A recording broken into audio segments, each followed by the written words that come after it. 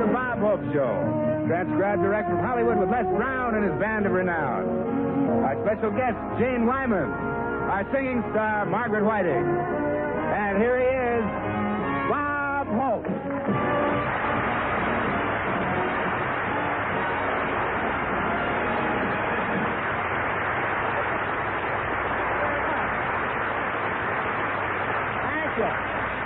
Thank you very, very much, ladies and gentlemen. I want to tell you, I've had a busy week. I flew down to Dallas to attend the Bankers Convention. Now, the bankers really held quite a convention. Even the confetti was in triplicate, and they really celebrated. They really celebrated. In the morning, they all looked tired and overdrawn. And they never forgot they were bankers. At dinner, I nearly starved to death. Nobody would pass me anything until it'd gone through escrow.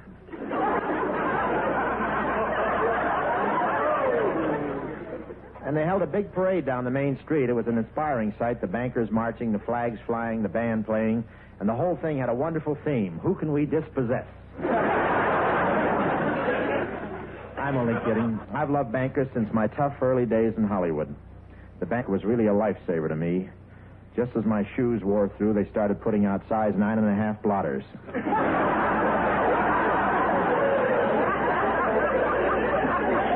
And I want to tell you, they're really proud of that 20-story skyscraper they put up in Dallas.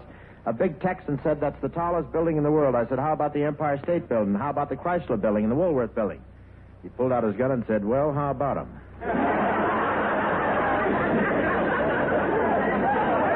And you know something? I didn't have an answer. I had a wonderful visit down there. What fine people. You know how some people sneer at you if you haven't got $1 million? Not Texans. Down there, if you haven't got $1 million, they call you over in a corner and give you one.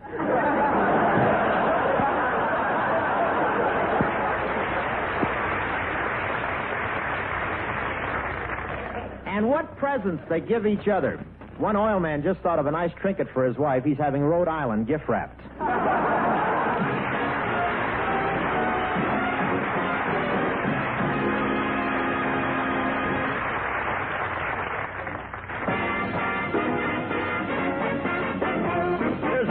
His band are renowned playing You Are My Sunshine.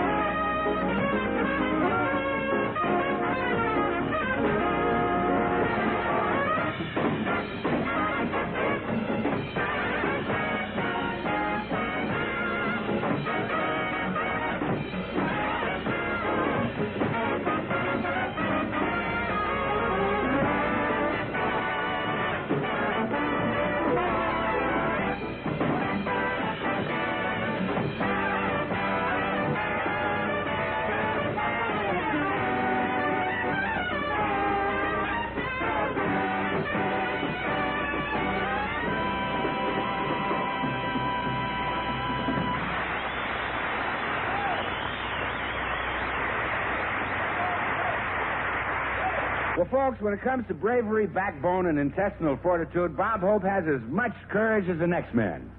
Especially if that next man happens to be Casper Milquetoast. I am getting a little ahead of our story, which really began this morning when I arrived at Bob's home in North Hollywood. Good morning, Bob. Oh, hiya, Bill. On the way in, I brought your mail. There's a lot of it. Yeah, my fans just adore me. Well, I'll have to take my address out of the directory so I won't be getting these huge piles of letters every day. Well, I know a quicker way than that. What? Pay your bills.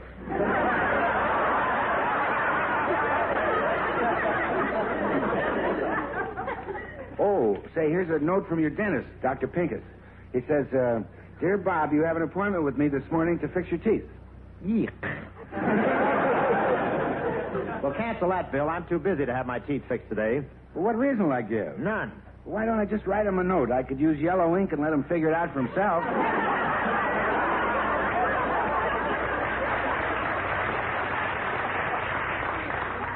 What's the matter, Bob? You afraid of the dentist? Me afraid? Don't be silly, Bill. A little pain never bothered me. Oh, no, then how come you fainted twice while you were plucking your eyebrow?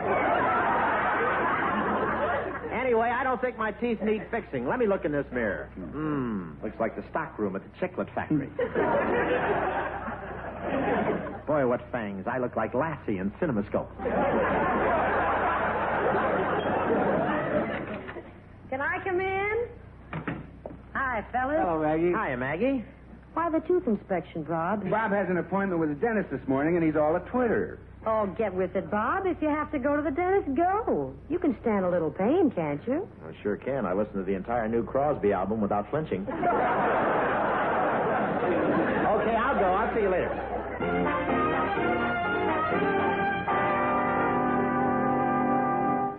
Dr. Pincus will be with you in a few minutes, Mr. Hope. Just sit down and I'll call you. Thank you. Hello, Bob. Well, Jane Wyman, well.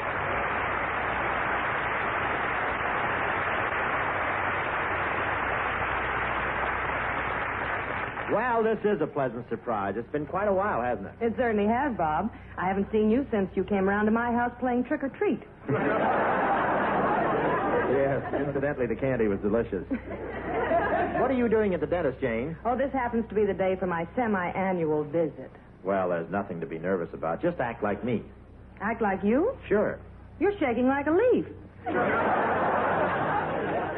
Well, don't get the wrong idea. I took my mambo lesson at Arthur Murray's last night, and I'm still vibrating. I understand how you feel, Bob. I'll admit I'm a little nervous myself. Yeah, I wish this were over with. Oh! What was that? They're playing our song.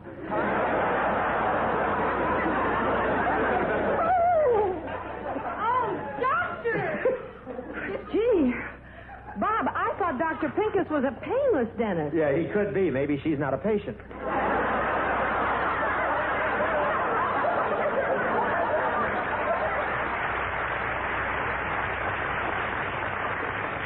Let's change the subject. Tell me, Jane, how's your picture career going? Oh, it's wonderful, Bob. I certainly enjoyed your performance in Magnificent Obsession. You were great. Well, thank you. Men don't usually like sad pictures. Oh, I do, Jane. I love a good cry. The sadder the picture, the better I like it. My popcorn gets so mushy I have to eat it with a spoon. Incidentally, Jane, I noticed that your leading man in Magnificent Obsession was Rock Hudson. That's right, Bob. Rock Hudson is a very talented actor and also a very handsome man. Yes, if you like that type. Well, I don't want to brag, Jane, but when good looks were being handed out, I was right at the head of the line. When they were handing out noses, you must have been there a day ahead of everybody else.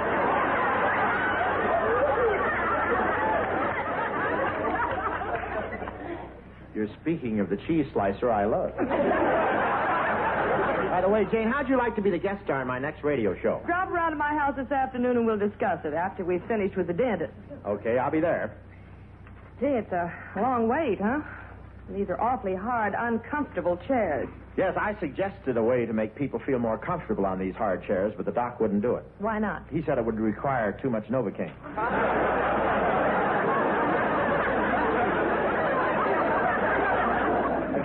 Oh, here comes the nurse now. Pardon me. The dentist is ready for the next patient. One of you can go in now. One of us can go in? Which one? Oh, you go ahead, Bob. Me? Oh, but you were here before me, Jane. After you. Ladies first. Oh, no, after you. Cowards first. Excuse me. You're next, Miss Wyman. Yeah, well. Oh, that lets me out. Go ahead, Jane, and don't worry about the dentist drill. It's well broken in. Weekends, he works on the freeway. Pretty good, huh? That goes with the seagull. Go, kid, go. You're very brave now that you don't have to go in. Well, have fun, Jane. You remember the dentist theme song? The Yanks are coming. Why don't you grow some feathers? You'd make a wonderful vulture. Oh, I got the cards mixed up. It isn't Miss Wyman's turn. You're next, Mr. Holt. Me? That's right. Boing. Well, go ahead, Bob. Just sail right in there. You told me there was nothing to be scared of. Well, I'm not scared of this dentist, Jane. I'm just afraid he'll strike a nerve. How can he strike what you haven't got? Come along, Mr. Holt. Oh, on second thought, I think I'll postpone having my teeth fixed till this afternoon or next week or next year. Or better yet, I'll just mail them in. For heaven's sakes, Bob, go on in and get it over with. You just finished telling me how simple it was. Well, if I only knew what he was going to do to me. Well, first he takes a long, sharp needle and squirts Novocaine into your gums. Then he takes a sharp pick and starts scraping the enamel. And then he starts drilling.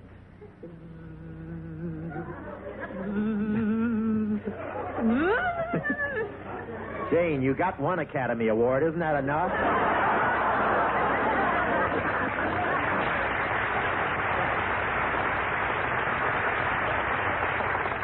Well, here I go. Make yourself comfortable, Miss Wyman. We'll be with you in a few minutes. Thank you. No! Please, Doctor, you're killing me. Oh! Just relax, Bob. Good grief. Oh, no, Doc, don't.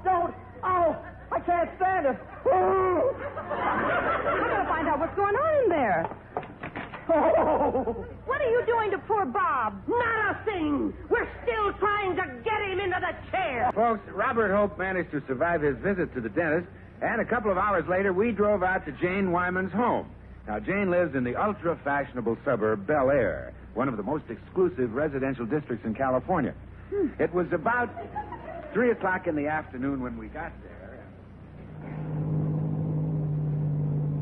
Gee, Bill, Bel Air gets more swanky every day. Well, naturally, Bob, only the cream of society and the very wealthy live here. Yeah, look at that sign. You're now entering Bel Air. No automobile horns, noisy children, yapping dogs, and loud breathers will please use only one nostril. Gee, they're really strict about noise, aren't they? Yeah, canaries are allowed to sing, but they can't beat time with their feet. How you feeling, Bob? Oh, I'm still a little groggy from that sedative pill the dentist gave me. Am I driving okay? Well, yeah, except when we stopped in that gas station, you looked up at the neon flying red horse and said, "That crazy Phil Harris, look where he parked his Jaguar." Well, with Phil, I could still be right. Bob, we'd better watch these street numbers. Jane Wyman lives along here somewhere. Please pull over to the curb.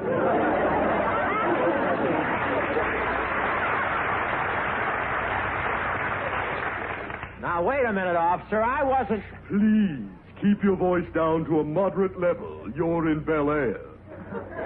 Oh, yes. Well, anyway, I stopped the moment I heard your siren. We didn't blow a siren. In Bel Air, we don't have such a thing as a siren. What do you do in case of an air raid? We squeeze Jessica Dragonette. Well, that figures. Well, what's the charge, Tallulah? My dear sir, you were going 43 miles an hour, and while we don't want to seem unreasonable, we must reprimand you slightly for exceeding the limit. Oh, well, of course you have to do your duty, officer. You understand that we mean no offense. No offense. Thank you. Thank you. Now, would you mind taking your car off the sidewalk? Right away, officer, and thank you for being so considerate. Oh, it's nothing at all. Nothing we wouldn't do for any resident of Bel Air. You gentlemen must be newcomers to our beautiful suburb. What street do you live on? Oh, we don't live in Bel Air. You don't? No. Oh, Melville. Yes, Montgomery. These men don't live in Bel Air. Okay, come out of that car with your hands up over your head. Look, officer, I can explain.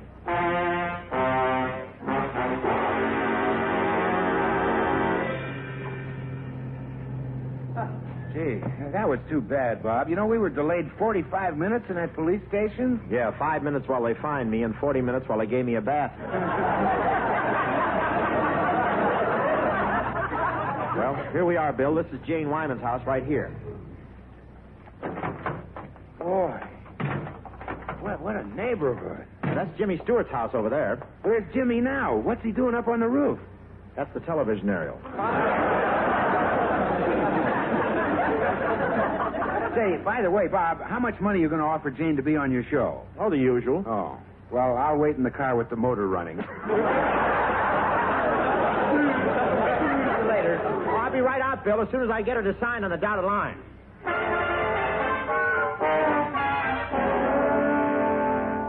Then it's all settled, Jane. I'm happy you're going to be on my show. But so am I, Bob. But tell me one thing. How much money do I get? Don't worry, Jane. You'll be well rewarded. Yes, I know, but how much will it be? Believe me, Jane, you'll be very happy with the deal. Bob, just tell me in plain English, what am I going to get? Well, let me put it this way. You'll never have to buy cottage cheese again. Seriously, Jane, we pay our guests from $75 to $750, and I'll be happy to give you the top figure. Well, that's fine, Bob. What are those papers you have there? Oh, it's a contract, but you and I can settle our business without it. After all, who needs a contract when two people trust each other? You trust me, don't you? Where do I sign? There in 4 words is the story of my life. Okay, Jane, sign right here. Good. There you are. I wouldn't insist on this, Bob, except the last 3 times I was on your show, I didn't get paid at all. Well, I'm sorry, Jane, but you see, the man who handles my income tax also makes out the checks, and he's been out of town for a while. For 3 whole years? And 7 more to go. It was a tough judge. Well, I'll be running along. See you tomorrow night on my radio show. Okay, Bob. And since you're going into town, will you do me a favor? What's that? I packed an evening gown in this valise. Will you drop it off at my dressing room at NBC? Oh, I'll be glad to. So long, Jane. Goodbye, Bob.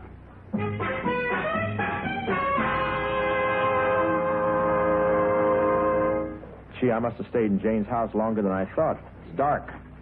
I'll go out the side gate here.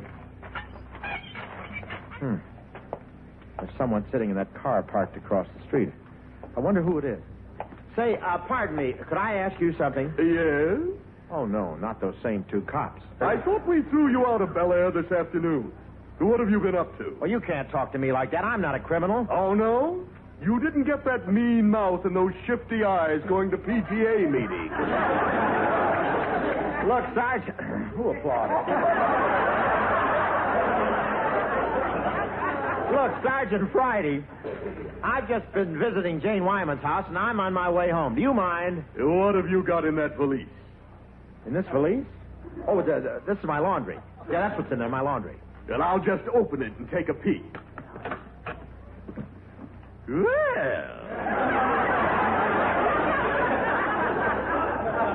A pink chiffon evening gown.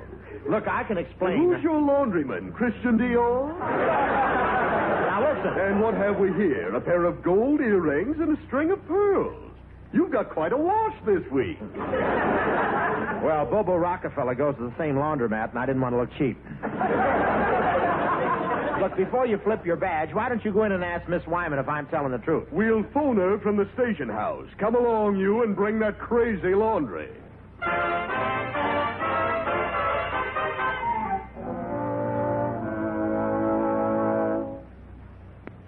This is a very peculiar contract. I've read it all the way through, and there's no mention anywhere of that $750 I'm supposed to get. Well, wait till I see Bob Hope. Hello? Hey, Jane.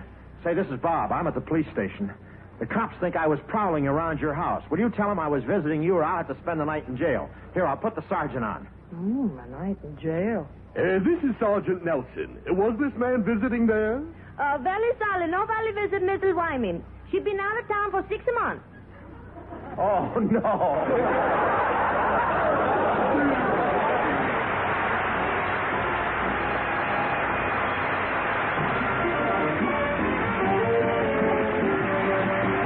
The Bob Hope Show is brought to you through the United States Armed Forces Radio and Television Service.